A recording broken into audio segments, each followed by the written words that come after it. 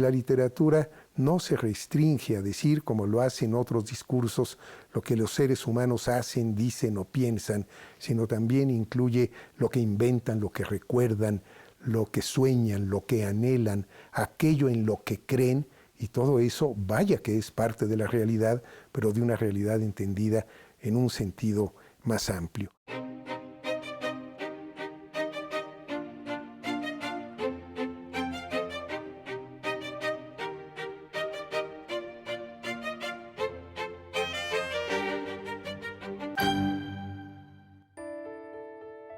Escritor y académico, Gonzalo Celorio ha forjado una destacada carrera profesional desde las trincheras de la creación literaria, la enseñanza de la literatura y la disciplina de los estudios literarios. Completa una hoja de vida excepcional su notable papel como funcionario cultural y su trascendente labor como editor. Gonzalo Edmundo Celorio y Blasco nació en la Ciudad de México el 25 de marzo de 1948 como el 11º hijo de una familia de 12 hermanos. Como fui el 11º hijo, no tuve una singularidad desde mi nacimiento.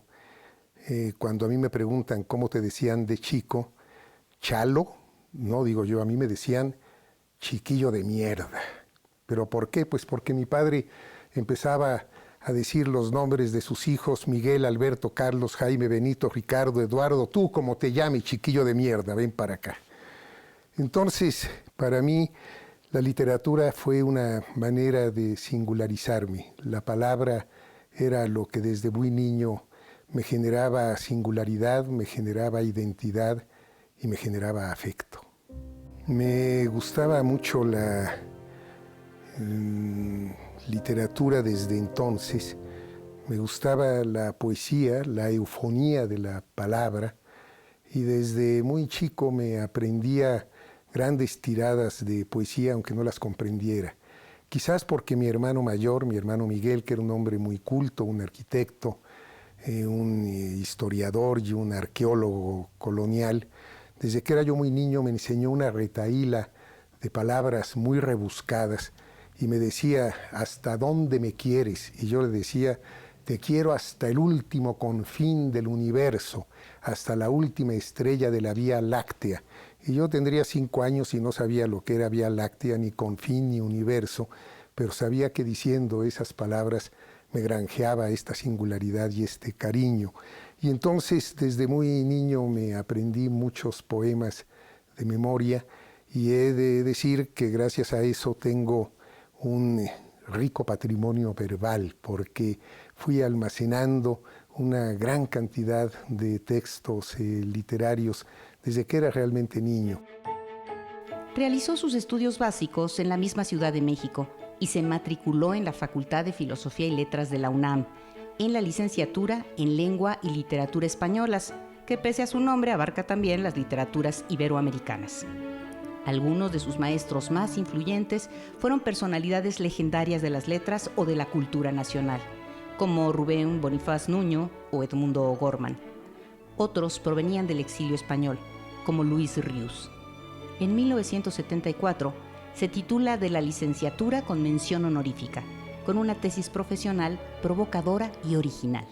Trabajé en una relación un tanto insólita, que fue la de el personaje de 100 años de soledad llamado Remedios la Bella, y la pintura de una de las pintoras surrealistas de origen catalán, a vecindad en México también, que fue Remedios Varo. Y yo decía Remedios la Bella y Remedios Varo, una homonimia casual, pero ese era el pretexto para hablar de 2 grandes corrientes literarias que dieron origen a mi primer libro. El surrealismo y lo real maravilloso, publicado en 1976 por la Secretaría de Educación Pública en la colección CEP 70s. Entonces él hacía una distinción entre el surrealismo y lo real maravilloso. El surrealismo eran cosas rebuscadas, acomodadas. Por ejemplo, un paraguas encima de una plancha o con un animal junto, cosas así. En cambio, lo real maravilloso es la realidad de nuestra América, es lo que se ve, es lo que aquí se encuentra. No necesitan buscarlo ni acomodarlo. La idea de que lo surrealista en América cobra carta de naturaleza. Ya lo había dicho de alguna manera André Breton cuando vino a México al declarar a este país el país surrealista por excelencia, pero verlo en el ámbito de la expresión literaria, como el surrealismo francés, europeo, en América cobra con valores semejantes una dimensión épica, una dimensión narrativa de grandes vuelos, me resultaba verdaderamente muy atractivo. Entonces, en ese libro primero mío, hice el análisis no nada más de 100 años de soledad, sino también de algunas otras novelas hispanoamericanas que podrían orientarse dentro de esta consideración de lo real maravilloso americano, como fue Pedro Páramo de Juan Rulfo, Mulata de Tal de Miguel Ángel Asturias y la propia novela de Carpentier, El reino de este mundo. Entre 1979 y 1981 realiza sus estudios de maestría y doctorado en la Facultad de Filosofía y Letras de la UNAM. Es a partir de los años 80 que inicia una copiosa producción de estudios literarios que culminan en publicaciones, entre las que destaca Tiempo cautivo, la Catedral de México. Y es precioso porque es como si uno entrara a la catedral y viera todo lo que no vemos, lo que no nos fijamos. O sea, sí lo miramos, pero no lo vemos. Con Los subrayados son míos, ganó el Premio de Periodismo Cultural otorgado por el INBA en 1984. Destacan también sus ensayos sobre López Velarde, Velardianas y la épica sordina. Y luego este ensayo que se llama De Contraconquista en 2001. Y aquí es donde le digo que reivindica el placer de la lectura y nos muestra cómo ha leído él a Carpentier, a Cortázar, a Borges, y él dice, bueno, y a Borges lo meto aquí porque es universal. Ahí lo que sostiene es que el arte de la contrarreforma fue el barroco español. Y ese arte barroco, bueno, nos fue impuesto, lo aceptamos, se hizo aquí, lo hicieron nuestros indígenas. Por ejemplo, la iglesia de Santa María de Tonantzintla, más barroco no puede ser. Eso fue hecho por indígenas mexicanos. Y entonces, a ese barroco español que nos fue impuesto, los americanos, los latinoamericanos, los cubanos, los colombianos, los mexicanos, etc., respondimos con el barroco americano. Los temas que he tratado tienen que ver fundamentalmente con la novela hispanoamericana de la segunda mitad del siglo XX. He dedicado muchos textos a la obra de Alejo Carpentier, de Carlos Fuentes, de Gabriel García Márquez, de Julio Cortázar fundamentalmente, y de otros escritores de la literatura que se ha dado en llamar neobarroca, particularmente la literatura cubana. No nada más Alejo Carpentier, también he escrito sobre Lezama Lima, sobre Guillermo Cabrera Infante, sobre Severo Sarduy. Esa es quizás la temática que más me ha interesado y que es la temática que suelo abordar en mis cursos en la Facultad de Filosofía y Letras de la UNAM. Pero también he dedicado varios ensayos a la poesía mexicana, particularmente a la obra de Sor Juana, a la obra de Ramón López Velarde y muy particularmente a la obra de Javier Villaurrutia y Carlos Pellicer.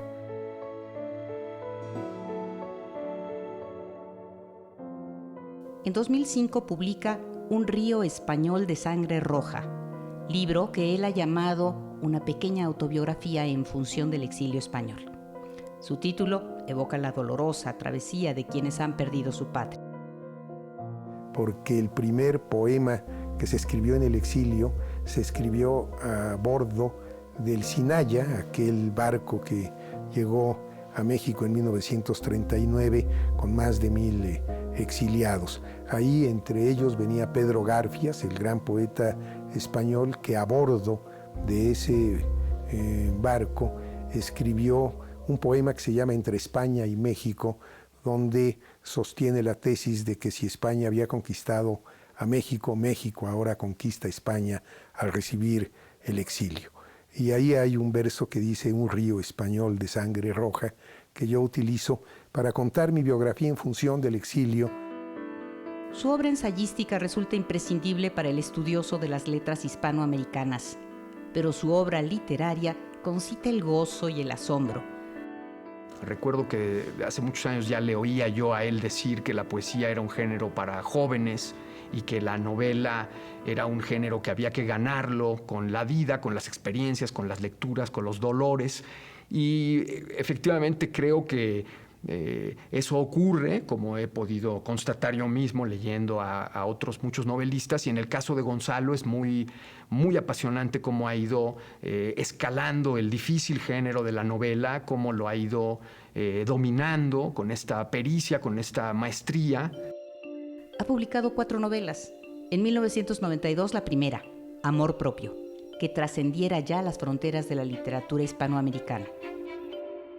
Trata de un joven que participa en el movimiento estudiantil de 1968, un joven que fue formado en aquella consigna proveniente del París de mayo del 68 que decía: desconfía de los mayores de 30 años. Y esta novela precisamente trata el tema de qué le pasa a un joven mexicano que fue de alguna manera formado en esta consigna y en esta militancia cuando cumple 30 años de edad. La otra novela es Si retiembla en sus centros la tierra, que es una obra que trata de la incursión de un viejo profesor que está al borde de la jubilación, que tiene un serio problema de alcoholismo y que incurre en una ruta por todas las cantinas del centro histórico. Presuntamente iba a ir acompañado de sus alumnos para despedirse, pero finalmente este itinerario lo hace en solitario. Y es un personaje que se va embriagando paulatinamente, que se va mimetizando con la ciudad, y la decadencia del personaje, como el esplendor original del personaje, se van empatando con el propio esplendor y con la propia decadencia del centro histórico de la Ciudad de México.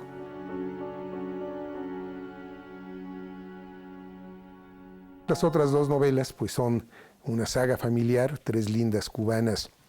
Habla de mi familia materna. Mi madre era cubana, aunque nacida en Islas Canarias, pero transcurrió toda su infancia y su primera juventud en Cuba. Mi padre fue diplomático mexicano destacado en La Habana. Ahí conoció a mi madre, ahí se casó con ella, ahí nacieron los 3 mayores de mis hermanos, que son cubanos. Y en esta novela cuento la historia de lo que le sucede a una familia con el gran cisma de 1959, que fue la Revolución Cubana. Una hermana de mi madre abrazó la causa de la revolución con mucho entusiasmo, con mucha vehemencia, y la otra acabó en un asilo de ancianos en Miami. Son 2 historias dramáticamente opuestas que nos dan también una imagen de lo que significó la Revolución Cubana, y yo lo aprovecho para hablar de lo que significó la Revolución Cubana en mi propia generación. Su última novela, El metal y la escoria, de 2014, ganó el Premio Mazatlán de Literatura 2015. Que es un premio que me honra mucho porque es un premio muy prestigioso que lo han obtenido grandísimos escritores, desde José Gorostiza hasta José Emilio Pacheco, pasando por Carlos Fuentes, Octavio Paz, etc. Es decir, es un premio realmente muy muy prestigioso y que a mí me honró mucho el haberlo recibido. Gonzalo procede a la hora de narrar algo como creando grandes metáforas. Siempre hay algún elemento que le sirve como una especie de hilo conductor y lo remata. Es un procedimiento muy curioso. No sé, por ejemplo, al hablar del altar mayor de la catedral, se centra en una de las figuras y una figura, supongamos, sangrante, y entonces a partir de ahí habla de la Reforma y la Contrarreforma, del barroco mexicano, y termina nuevamente con la figura con la que había iniciado. Eso crea como grandes zonas, grandes islas que se van conectando unas con otras de coherencia. En los sobredorados retablos, Cristo sufre expolios y azotes y coronaciones vejatorias para que los fieles sigan siéndolo y sientan con todos los sentidos, como en carne propia, la pasión de un Redentor tan verdadero como sus cabellos de verdad, como su dentadura de verdad, como su vestimenta de verdad, y aún como su sangre de verdad que de sus estigmas mana sin cesar. Que no se dude más, la necesidad febril de tener a Dios al alcance de la mano.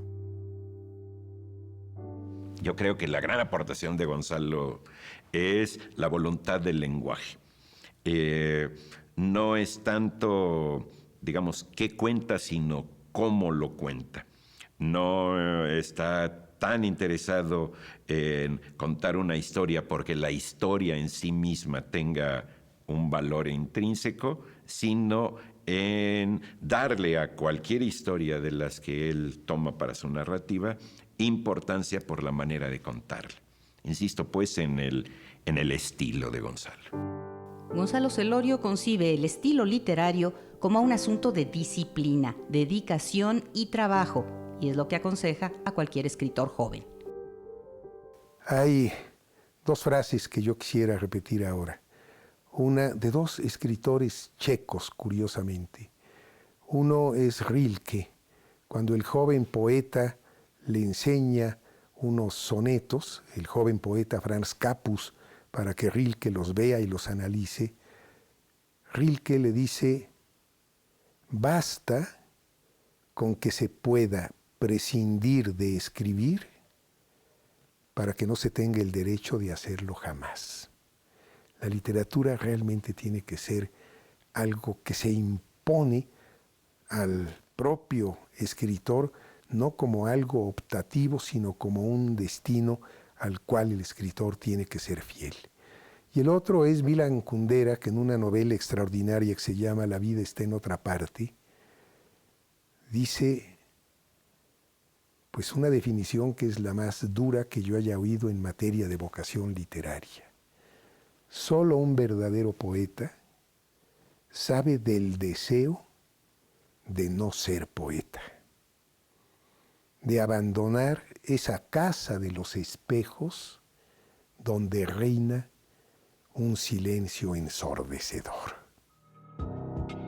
Gonzalo Celorio ha impartido clases de manera ininterrumpida desde 1970 y en la UNAM, en la Facultad de Filosofía y Letras, en licenciatura y posgrado, en cursos regulares y cátedras extraordinarias, en seminarios y diplomados desde 1974. Ha formado a decenas de generaciones de profesionales de las letras. Gocé del privilegio de estar en el aula con él, en aquellas clases famosas que daba, para las cuales había que reservar un sitio porque pronto podía agotarse el cupo. Y recuerdo que era alguna tarde, no sé si era 1 o 2 tardes a la semana, y bueno, pues pasábamos momentos verdaderamente gratos, aleccionadores, divertidos, asistiendo a la manera en la que un hombre culto, preparado, serio, vivía la literatura en primera persona, con mucha pasión, con mucho encanto y también con mucho sentido del humor. Bueno, yo lo conocí en la Facultad de Filosofía y Letras, ambos somos egresados de ahí, o como él dice, no somos egresados porque nunca pudimos salir y llevamos ahí más o menos ambos 40 años dando clases. Yo lo conocí como profesor, parte del cuerpo que estaba creando las materias del sistema de universidad abierta, Gonzalo tiene una gran presencia como profesor, es un magnífico profesor, además de su escritura. Habla con una gran capacidad de redacción oral, no es atropellado, abrupto, como yo, dando clases, sino que él es como con una gran prosa de una gran sutileza, siempre muy exacto. Yo les digo a mis alumnos cuando corrijo los trabajos de final de año que nadie puede sacar 10 si no me enseña algo. Y la verdad es que yo aprendo muchísimo de los estudiantes porque ante un texto literario, pues siempre hay muchas lecturas y uno a veces se casa con la lectura propia, con la interpretación propia, y es maravilloso ver cómo hay otras lecturas que proceden de miradas más frescas, más jóvenes, quizás más ingenuas, más inocentes, y muchas veces esas lecturas son realmente prodigiosas. Yo realmente doy clase para seguir aprendiendo. Ha reivindicado el placer de la lectura. Si usted, bueno, yo creo que todos recuerdan, en los años 60 empezaron las nuevas teorías de la literatura y el estructuralismo y los franceses y todo este tipo de teorías para que ayudaran a la comprensión de la lectura. Pero fueron tan rigurosos que entonces le quitaban el placer de la lectura. Entonces el maestro siempre decía, todas estas teorías tratan de explicar a la flor por el fertilizante. La flor es preciosa, no tenemos que ir a ver qué fertilizante le pusieron para que saliera esa flor. A mí me parece muy respetable eso de que cada quien se acerque al libro con una especie de crítica impresionista. ¿Qué me pareció a mí en general el libro? Otra labor que ha distinguido la trayectoria de Gonzalo Celorio ha sido su compromiso con el desarrollo de las instituciones académicas y culturales en las que ha ostentado un cargo. Entre 1982 y 1985 fue secretario de Extensión Académica de la Facultad de Filosofía y Letras. En esa época, por ejemplo, tuve la oportunidad de recibir en la universidad a escritores como Mario Benedetti, como Julio Cortázar.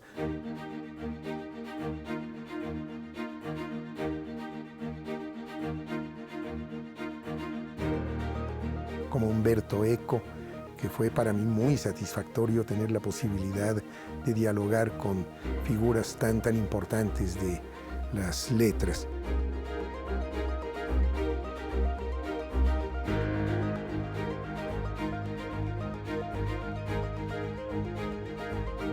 Entre 1989 y 1998 fungió como coordinador de difusión cultural y entre ese año y el 2000 como director de la Facultad de Filosofía y Letras.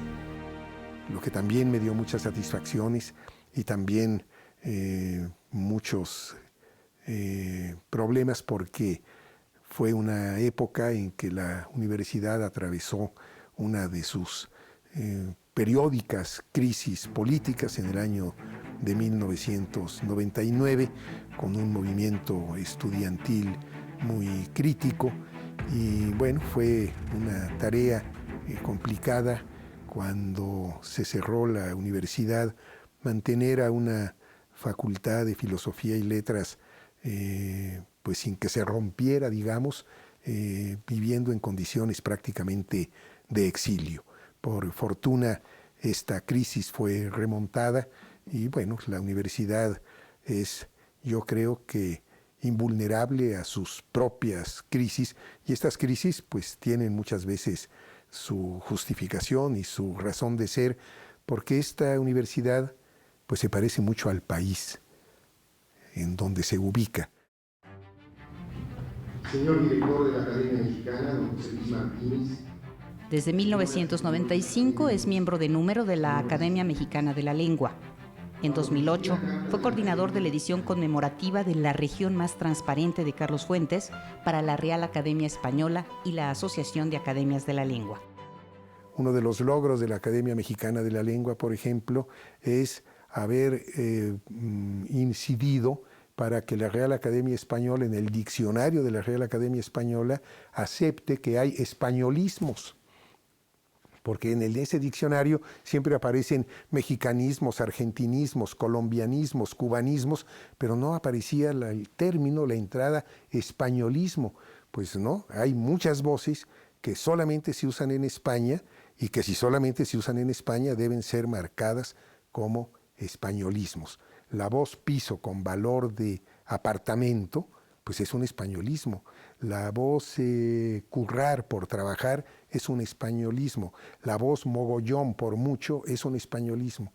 No todos los españolismos que aparecen en el diccionario de la Real Academia Española están marcados como tales, pero por lo menos ya se asumió esa entrada, lo que me parece verdaderamente muy importante. Para mí es el retorno de las carabelas. Resultan incontables sus artículos periodísticos y de investigación, así como su participación en congresos, coloquios y conferencias, tan extensa como la relación de sus méritos editoriales. Por su labor profesional, ha sido objeto de innumerables premios y distinciones nacionales e internacionales. Ha recibido galardones de Cuba, de Francia y de Irlanda, entre otros. En México, es miembro del Sistema Nacional de Creadores de Arte desde 1993 y en 2010 fue distinguido como creador emérito. Ese mismo año se le otorgó el Premio Nacional de Ciencias y Artes. Y todo lo ha logrado desde su casa, la UNAM, que también lo ha reconocido. En 2008 fue Premio Universidad Nacional en el campo de creación artística y extensión de la cultura.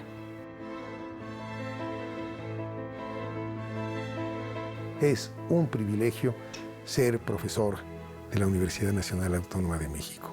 Es lo mejor que me ha pasado en la vida. Si a mí me dicen si soy egresado de la UNAM, yo digo que no, porque desde que entré nunca he salido de la UNAM y no espero salir más que cuando tenga que salir, no de la UNAM, sino de este mundo.